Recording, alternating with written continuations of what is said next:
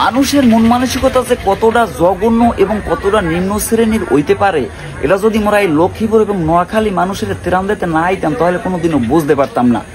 আসলে এখানে এই ত্রাণ লইয়া মানুষ যখন আয় দূর দূরান্ত থেকে আমি যখন অনেক দূরে গনে আমরা কষ্টের টাকা কালেকশন করিয়া মানুষের দ্বারে দ্বারে যাইয়া তারপর ত্রাণদারে একখানে করিয়া রাত দিন পার করিয়া আমরা যখন অনেক দূর দূরান্ত থেকে এই জায়গাটায় ছুটতে আই তখন যদি আপনার অইয়ে যায় যে এই ত্রাণটা লইয়ে সিন্ডিকেট তখন আপনার কেমন লাগবে। আসলে মোগলায় কোনো সিন্ডিকেট হয় নাই এবং মোরা কোনো সিন্ডিকেটের মধ্যে যাইও নাই, কারণ মোরা যে ত্রাণ নিয়েছি ওটা পানিতে হাতুড়ি হোক আর যেরকমের হোক মোরা মানুষের দ্বারা যাইয়া মোরা নিজেরাই যেই পৌঁছই দিচ্ছি।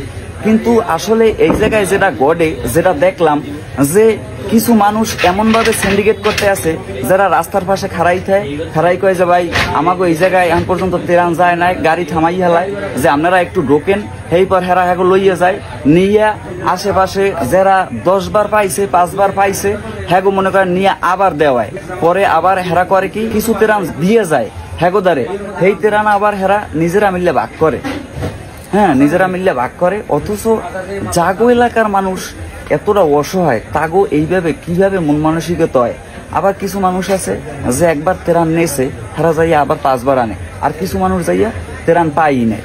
এক শ্রেণীর দালাল বাইরেছে যারা রাস্তায় ত্রাণের গাড়ির সামনে এমন অসহায় অবস্থায় আইয়া খাড়ায়, তারা এমন অসহায় অবস্থা দেখায় যে আমাগো কিছু লোক আছে যারা কোনো ধরনের কোনো খাওয়ান পায় নাই, যারা পানি বন্দী রয়েছে, তারা না খাইতে পারলে মরেই যাইবে, এরমের কাকুতি মিনতি করিয়া তারা ওই ত্রাণটা লইয়া যায় বা কিছু মানুষ আবেগের বশত হইয়া তাকে দিয়ে দেয়, তারপর তারা নিজেরাই ভাগবডার করিয়া নেয়। আবার আর এক শ্রেণীর মানুষ আছে জাগোদারে মানুষ ত্রাণ দিয়ে যায়, হেরা আবার হ্যাগো নিজের নামে চালাই দিয়া হ্যাগো আত্মীয় স্বজন ভাই বেড়াদার যারা আছে হ্যাগোদারে হিরো হয়, কয় যে এই ত্রাণ আমার মাধ্যমে আইছে নে তোরা খা। তাই এটা কোন ধরনের মন মানসিকতা? এগুলো কিন্তু মগো নিজের সহি দেহা। জাগো এলাকার মানুষের এই অবস্থা, তাগো যদি হয় এই মন মানসিকতা, তাহলে আমরা কাগো পানে মাথার গাম পায়ে হালাইয়া ত্রাণ লইয়াই। এই ধরনের সিন্ডিকেট চলতে আছে নোয়াখালী, আপনার ফেনী, এই লক্ষ্মীপুর, এই বিভিন্ন জায়গায়। কিন্তু আমরা অবাক হয়ে গেছি যে আসলে কিভাবে সম্ভব। আপনার এলাকার মানুষ যারা আছে তারা বন্যার পানিতে ভাসতে আছে, ডুবতে আছে, আর আমনে তার ত্রাণ ওই জায়গায় বইয়ে ভাগযোগ করিয়া আপনারা খাইয়া লাইতেছেন। তো এটা কোনো মানুষের কাম?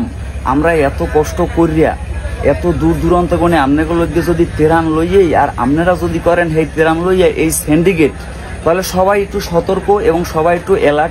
যারাই কষ্ট করিয়া রক্ত জরা পারিশ্রমিক দিয়া কালেকশন করিয়া এইপর ত্রাণ আইনা কেউ এইভাবে সিন্ডিকেটের হাতে পড়েন না।